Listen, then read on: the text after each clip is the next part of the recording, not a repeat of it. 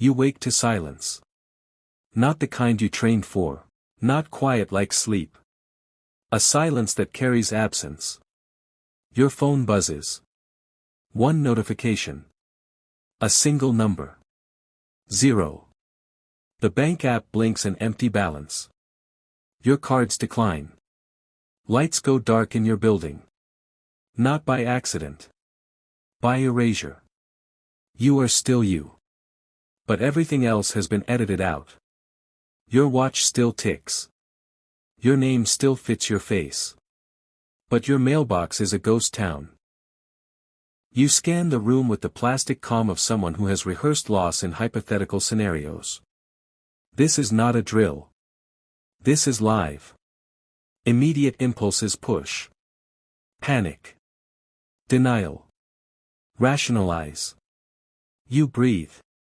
You focus on the practical. What do you have now that cannot be stolen by a ledger? Clothes. Phone. Your body. Your skills. Memory. Your history of choices. You look at the door as if it could give you back the life that left. It does not. You step out anyway. A world that assumed your wealth is gone behaves different toward you now. Reactions are small earthquakes. Some doors close faster. Some open slower. Your first lesson surfaces like a headline. Money is fast. Identity is slower. You confront identity. You realize how much of you was scaffolded by money. Titles dissolve. Perks evaporate. You are someone standing in a world that used to greet you differently. There is a brutal clarity in being seen for who you are, not for what you were worth. You meet yourself in mirror moments. How do you carry shame? How do you hold pride? You had a rhythm. It was comfortable. It also softened you in ways you did not notice. Now you sharpen. You relearn the value of being useful. You feel the value of labor in your hands.